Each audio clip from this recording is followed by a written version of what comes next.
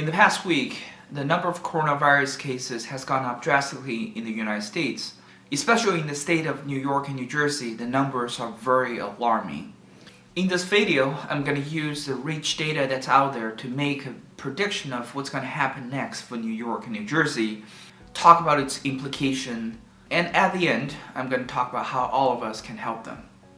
There are two things I want to base my predictions on. The first is that we saw that in Hubei in China, Daegu, South Korea, as well as Lombardy in Italy, it took about 12 days to go from the date of shutdown to when the daily cases peaked. Then after that, things gradually come under control. For New York City, the shutdown started at March the 20th and today is March the 29th. So we haven't reached the 12th day yet.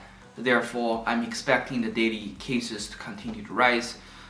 In addition, the shutdown in China and Korea is much tighter than the one in the US, where in China and Korea, if you have mild infection, all of the people will be quarantined in a central location, versus in the United States, you will be self-quarantined at home, in which case that those people are likely to infect their friends and family, who may be likely to infect others.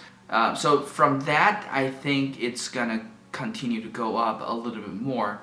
The second thing I want to base my prediction on is, if you look at the New York data, it's been going up drastically since the middle of the March. One of the reasons it's going up is because we've been increasing the amount of testing on a daily basis. Mid-March, it's been 1,000-ish per day, and fast forward to March 29th, tested 16,000. Now the question is 16,000 testing per day enough?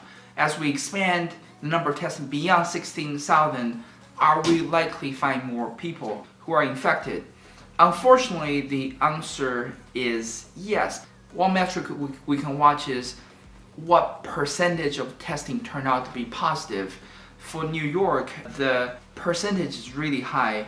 It's been floating around somewhere between 30% to 40%.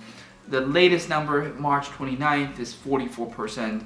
This means that if we continue to test more and more people, the number will likely to continue to rise. Therefore, I believe we haven't reached the peak yet.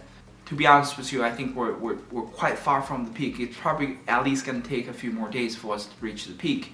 As a comparison, in South Korea, where things are under control, the positive percentage is only 3%. That gives you an idea that 44% is an extremely high number in New York, which is why I predict the number of daily cases will continue to rise. The story in New Jersey is pretty similar to New York. If we look at New Jersey number, it's been going up. In the last couple of days, the number of positive daily cases has been over 1,000. It's quite alarming. However, the number that made me really worry is that in the last 4 days, the positive percentage has been over 40%. It's as high as New York, and for the same reason, I do fully expect New Jersey number will continue to rise, potentially rise longer than New York. So what does this all mean? As of today, New York has 75,000 cases and New Jersey has 18,000. If it's really going to take another couple of days to reach the peak, which is what I would predict, then for New York, we're looking at a total of 200,000 cases. And for New Jersey, we'll be looking at somewhere between 50,000 and 100,000 cases. So what does this mean by having an outbreak of somewhere between 200,000 to 300,000 cases? As I explained in my first video, I'll give you the link, that death rate for coronavirus is about 1% or just under 1% if the outbreak doesn't overwhelm the healthcare system. We saw that for China, outside of Hubei province. We saw that in Korea, where things were relatively under control. We saw that for the Diamond Princess cruise, the death rate is about 1%. Also, as I pointed out, if the outbreak overwhelms the healthcare system where the hospital cannot treat all of the patients, the death rate will become much higher. As we saw in Wuhan and Hubei province, the death rate ended up to be somewhere between 5% to 6%, which is much higher than 1%. I want to tell you a quick story about what happened to Hubei province to tell you that what's going on there is not a worst case scenario. Hubei province was locked down on January 23rd, and when it happened, there's a shortage of the beds, people cannot get into hospital. Also during the period, about 3,000 doctors and nurses that were infected. Therefore, there's a huge shortage of doctors in Hubei province too, which deteriorate the death rate. The turning point really happened by the end of January, when everywhere else in China, the coronavirus was under control. The central government made a decision to aggregate more than 10,000 doctors and nurses. All of them went to Wuhan as well as the rest of the Hubei province to help them. That reinforcement was a shot in the arm. Starting in February, we saw the death rate in Hubei province start to decline. The numbers start to trend down from over 6% and end up towards 5% as we look at the number now.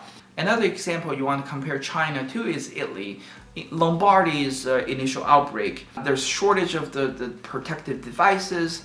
Also, as I read the news a couple days ago, over 2,500 of doctors and nurses, they got infected, therefore they cannot continue to work. So there's a shortage in healthcare workers. But because the rest of Italy, they also have the outbreak, they don't have the resources to help Lombardy. Therefore, more and more people cannot get treated.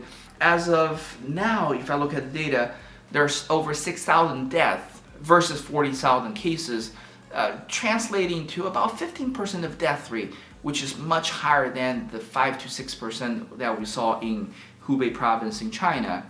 With all of the story, let's look at New York and New Jersey.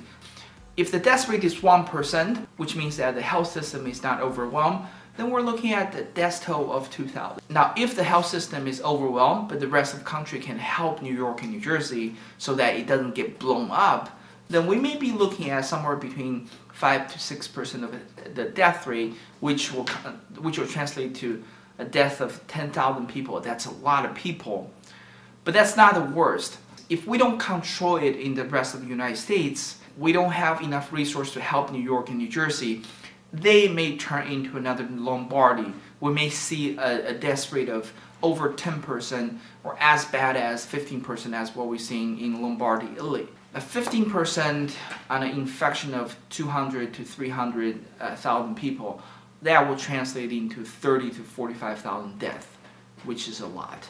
So my point is that even if you're not in New York or New Jersey when things are looking really bad, stay home, avoid social contact so that we can keep things in control in other states as soon as possible, and we can help New York and New Jersey. If you like this video, please share this with other people you know so that we can reach as many as possible. Before I wrap up, I want to call out that the rest of the United States is not looking as nearly as bad as New York and New Jersey. I'm going to make another video later this week to have a breakdown of the rest of the United States. If you're interested, please subscribe so that you don't miss it. Thank you very much.